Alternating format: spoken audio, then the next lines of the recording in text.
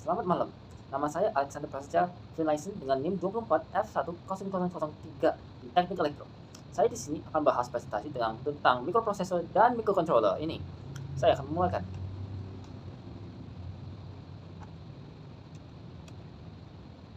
Tujuan untuk mikroprosesor sama microcontroller itu memberdayakan inovasi. Dan inovasi dan meningkatkan pengalaman yang baik. Misinya itu mampu memudahkan desain inovatif yang melalui solusi yang sistem penyuluhan aspek. Dan aspek microchip itu untuk mendorong pertumbuhan yang menguntungkan. Mikroprosesor dari dulu komputer sejak di historinya itu besar. Dan kita mau mencarikan tentang microchip. Dan microchip ini kita mau suatu data storage yang bisa disimpan dan bisa digunakan. Dalam microchip tergantung dalam sesuatu yang convenient seperti di laptop, semua aplikasi yang lain seperti kulkas, printer, dan IoT, the Internet of Things digunakan untuk dalam microchip dan lain-lainnya juga. Dan kita bisa lihat di sini, microcontroller itu merupakan IC, integrated circuit.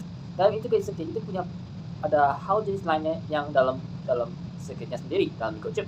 Dan di sini kita mengetahui ada CPU, RAM, ROM, clock, sama ADC dan DAC. Dan saya akan menjelaskan sesuatu dari next page ini. Dalam satu microcontroller sama microprosesor itu mempunyai beberapa microchip yang integrated circuitnya sendiri di dalam satu chip. Jadi di sini saya akan membahas tentang CPU. Nah, dalam CPU itu yaitu otaknya dari operasi microchip di sini. Nah, itu bertanggung jawab itu menerima instruksi fetch dari memori. Jadi dari CPU ini itu cuma mengambil memori dan ambil memorinya sendiri untuk mengambil pemerintah untuk melakukan eksekusi perintah ini. So, misalnya saya menyalakan saklar dan itu mendapatkan perintah, itu ada perintahnya, yaitu saya menyalakan, lalu itu akan mengirim sesuatu signal ke misalkan LED dan LED-nya akan nyala. Dan ini sebagai untuk CPU ini tugasnya itu untuk konversi, decode, dan melakukan execute instruksi seperti dari input ke output menyalakan suatu aplikasi seperti LED yang saya jelaskan. Dan kita kemudian ke memori. Dalam memori ini yang tidak disebut ada dua jenis. Yang ini yang saya akan membahaskan adalah RAM. RAM itu Random Access Memory. Random Access Memory yaitu memory store itu yang cuma sementara. Jadi itu cuma menghandle memori cukup besar sejak lagi running. Jadi RAM ini sangat penting dan crucial karena dalam kita melakukan sebagai data yang akan dikirim ke CPU, dan CPU itu tidak bisa menghandle sebanyak itu. Makanya dalam storage data dari binary-nya ini sendiri akan mengirim ke RAM memory storage data. Jadi itu cuma kayak sementara, habis itu lalu memasukkan ke memori ke permanen. Ini cocok untuk bikin dalam smooth operasi yang tidak bikin flooding or jam traffic. Nanti dalam RAM ini dan random access memory itu menerima raw data sementara, juga mencegah menghasilkan operasi yang halus dan memberi waktu kepada memori data. Ya, memori data adalah memori permanen yang akan di-store dalam ROM. Yang akan saya jelaskan guys sekarang. Di sini adalah ROM. ROM itu yaitu memori yang untuk baca code, bertanggung jawab menyimpan memori permanen yang mempunyai data krusial seperti I/O system sama sistem komputer yang dibutuhkan untuk dalam mengoperasi komputernya sendiri. I/O system itu adalah hatinya dalam microchipnya sendiri. Tanpa itu ada semua bitnya dalam situ untuk menjalankan sebuah microchip dan untuk biar komputer atau aplikasinya bisa running dengan semula dan secara lancar. Nah, dalam ini membutuhkan proses untuk menyimpan data permanen karena proses menyimpan data permanen yang cukup lama karena harus decode sebagai read-only memory seperti decompress data. Dalam ini yang ROM adalah read-only memory. Jadi memory ini cuma di-read oleh komputernya sendiri, yaitu menjadi ke binary. Dalam binary dan kode sistem binary-nya. Selanjutnya saya akan melakukan di selanjutnya next slide. Di next slide kita akan membahaskan tentang ADC. Nah, kenapa saya bahas dengan binary dan digital? Nah, di sini yaitu analog to digital converter. Menerima signal analog, decoding discrete menjadi ke digital. Jadi, misalnya saya akan menyalakan saklar. Nah, itu adalah analog signal. Itu akan mengirim ke dalam microchipnya sendirinya atau microcontroller, akan menerima signal itu akan diubahkan. Nah, diubahkan sebagai high atau low, yaitu bisa dibilang 1 sama 0. Itu adalah bahasa komputer dalam microchip, yaitu dalam binary itu bisa melakukan banyak kompleks seperti perhitungan matriks dan lain-lainnya sendiri. Tujuan itu untuk decode ke bahasa komputer yang saya sudah jelaskan dan decode binary dari 1 dan 0.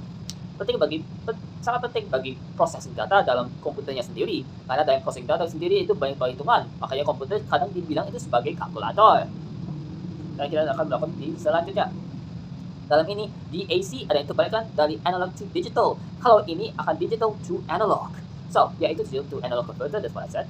Bertanggung jawab untuk menyimpan mengkonversi sinyal digital ke analog penting bagi aktuator.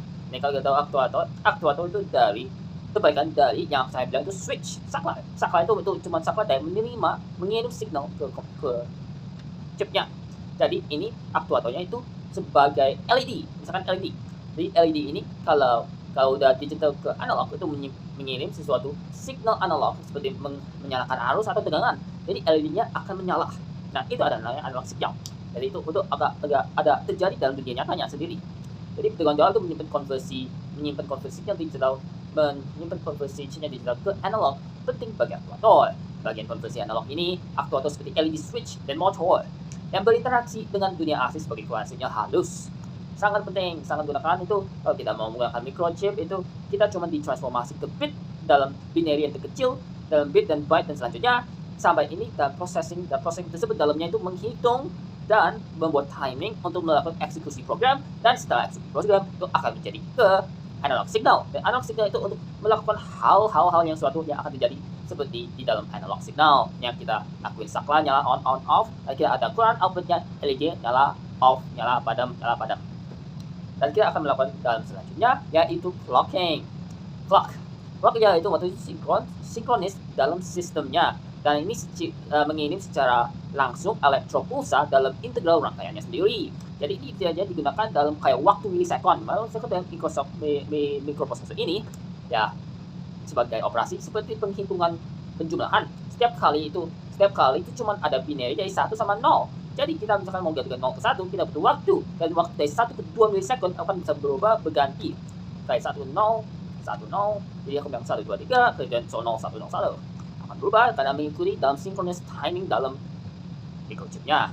Jadi tujuan untuk komunikasi dan operasi. Dan semua dalam microprocessor dan dalam CPU itu sangat menggunakan clock timing. Dan juga itu termasuk dalam clock timing diagram. Melakukan dalam synchronous dan secara bergantian-gantian untuk bergantian bit dan penghitungan bitnya sendiri. Jadi ada namanya timing signal sama kecepatan dan sinkronis dalam operasi. Nah, selanjutnya kita akan mulai ke aplikasi praktis. Nah, di aplikasi praktis saya akan mengasih tahu itu adalah sesuatu motor. Ya, seperti jelasnya motor BLDC, brushless direct current. Nah, brushless direct current ini membutuhkan microchip atau driver. Jadi ini butuh smart integrated system. So basically, jadi itu untuk menyalakan sesuatu untuk motornya berputar. Jadi dalam sinkron ini dalam setiap stator yang membuat rotornya bergerak. Jadi itu bergantian untuk bergerak. Seperti misalkan ada 4 LED, saya maunya 4 LED-nya satu nyala sementara sebagai sequence.